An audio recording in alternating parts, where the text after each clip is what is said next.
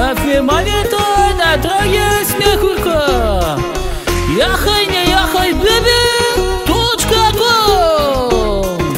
Фирма вика, направи така, от моята чешмата потича ракия, че от вода хваща се режда и без попница отвътре ще изгния. Тя каква свиня, въргаля се в кълта, а комшията спика за жена ми. Какво това, нали не е сама, аз пък ще си сипя още ракия. Той каза и се отряза, така ли стана, пак ли ползвам чужда фраза от ВИК или Драгиева чешма, с луканка в ръка и огнена вода. Ще се рапира, хайде тая вечер някой да спонсорира за купона или нещо на пилона, но преди това закопчай си панталона. Тук е каубойски бар, служи противогаза, нямаш аватар. Приличам на газар, ти пък на клошар. Ай стига бе, спри да си снобар. Няма женки, кво? Пак ще се напия и ще карам колело. Ха наляво, ха надясно, бам в едно дърво.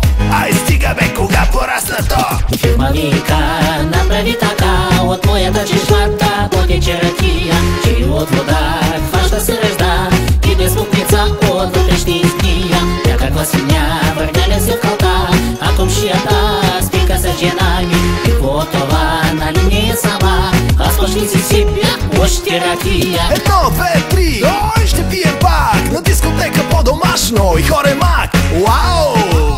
Каква походка, беше в парка на разходка с бутилка водка. 100 кила ракия давам. Дай ги бре! И 200 можем да изпием от воле.